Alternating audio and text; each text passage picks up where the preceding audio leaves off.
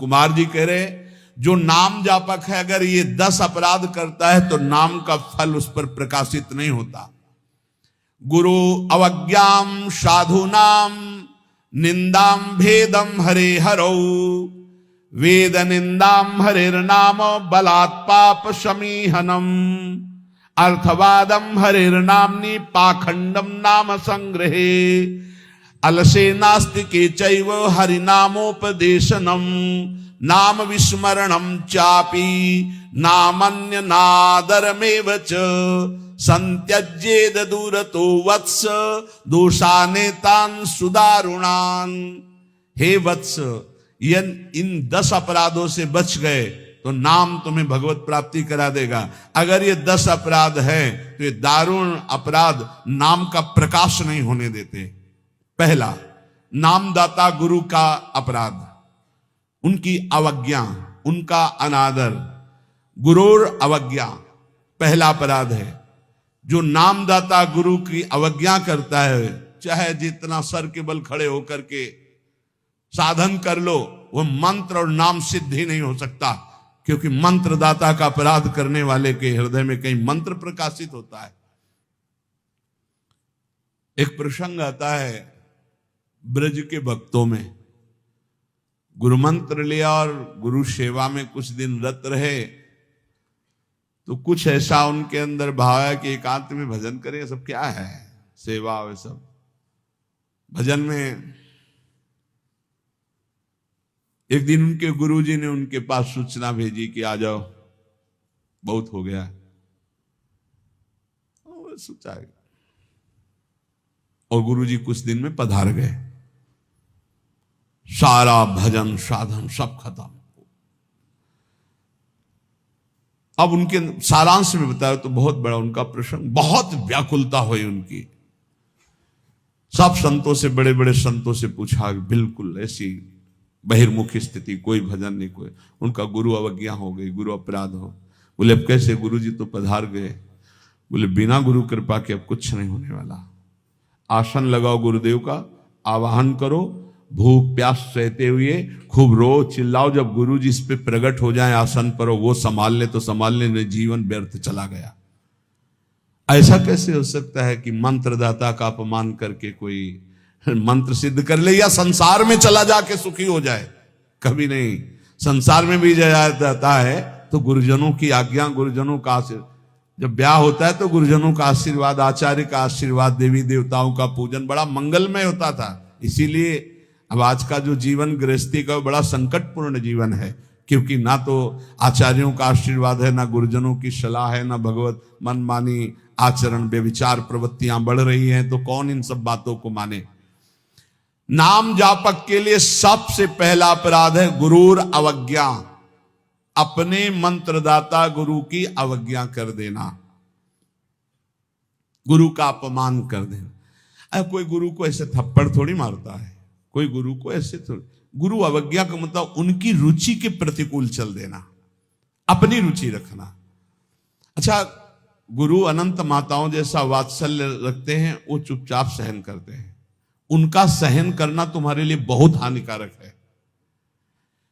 वो सहन ना करें, कृपा करके हमें दंड दे दें, ये हमारे लिए मंगल विधान है। हमसे कोई गलती हो जाए तो गुरु सहन ना करें, श्री जी ऐसी कृपा करें कि हमको कटुवचन बोले, हमें दंड विधान कर दें, हमारे ऊपर शासन लागू कर दें, ये करुणा होगी। और अगर वो मौन रहकर चुपचाप सह रहे हैं तो हमारा सर्वनाश है। कि हम समझ रहे हैं हमारे गुरु जी प्रसन्न है और वो अंदर से वो जल रहे हैं इस बात से कि ये भगवत मार्ग के विमुख आचरण कर रहा है और मेरी बात नहीं मान रहा, अब मेरा अधिकार कैसे इस पर लागू हो सकता है, ये तो मान ही नहीं रहा। बस ये अवज्ञा होती सबसे। तेन वचन मानत गुरु द्रोही निस्दिन करत आपनो भायो। तो इत व्यवहार न उत्पर, तुम्हारा व्यवहार भी नहीं बच सकता और परमार्थ भी नहीं बन सकता। व्यवहार बच नहीं सकता और परमार्थ बन नहीं सकता। इत व्यवहार न उत परमार्थ, बीच ही बीच जन्म गमायो।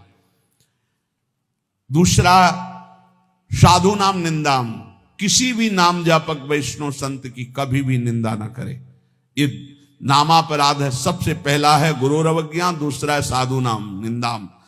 और भेदम हरे हरो, भगवान शंकर और हरि में भेद न करे।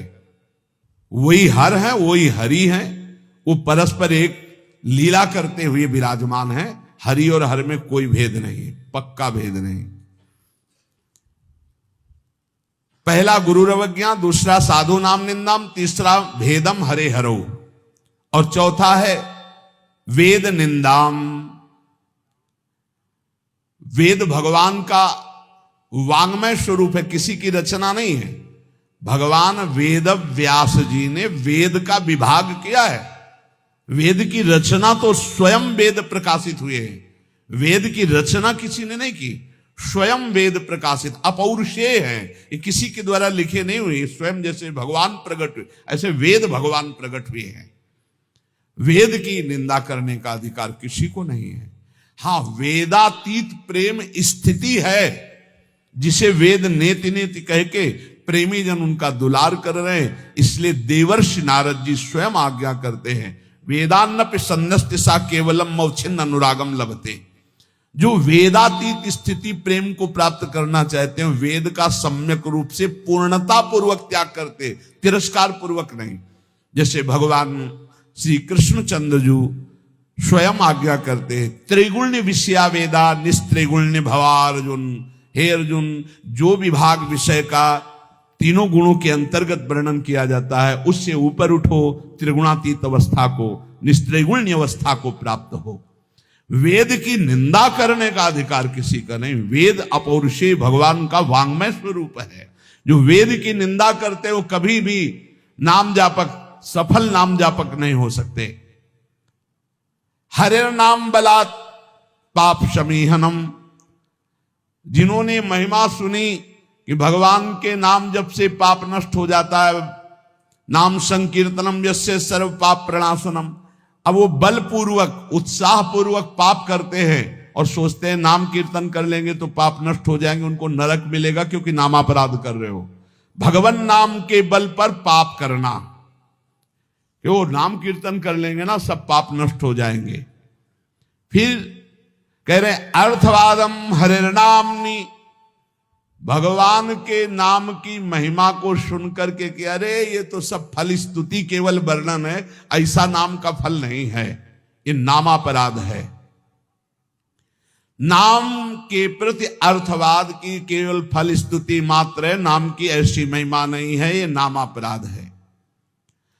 और पाखंडम नाम संग्रहे, नाम लेने में पाखंड फैलाना, नाम की आड़ में व्यभिचार करना, नाम की आड़ में रुपया कमाना, नाम की आड़ में मनमानी आचरण करना, ये पाखंड है। ये नाम में पाखंड फैलाना, ये सब पाखंड की अंतर्गत आता है। हम नाम कीर्तन कर रहे हैं, जिनका हमको उन पर विश्वास नहीं कि वो विश्वंभर है, वो अनंत ब्रह्मांडों का स्वामी मां लक्ष्मी पति है, हमको हाथ फैलाना पड़ेगा। तो हमको भरोसा क्या है अपने आराध्य देव पर? अरे जिसके एक निमिष मात्र से अनंत ब्रह्मांडों का सृजन हो जाता है, नाम बल से उसको अधीन कर लिया जाता है। सुमिर पवन सुत पावन नामो, अपने बस कर राखे रामो। डोनेशन चाहिए तो हरि से मांग डोनेशन। वो मां लक्ष्मी पति है, वो अनंत ब्रह्मांडों का स्वामी है। जिसको प्रेरित करेगा या वो स्वयं आके करेगा, और करे ना करे मंगबो भलो न बाप सो जो प्रभुरा कह टेक। ये क्या मतलब रह गया? नाम जपने का मतलब क्या रह गया? अगर भिखमंगापन ना मिटा तो दूसरों से भगवान का एक संत गंगा किनारे कहते थे, कहावे मुआर दासा करे नरन के आशा। तो कहो कहां रहा विश्वासा, कहां विश्वास हरि से रहा।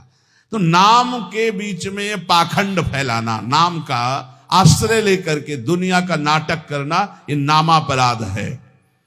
आगे अलसे नास्तिके चैव, नास्तिक पुरुष को उपदेश नहीं देना चाहिए नाम का।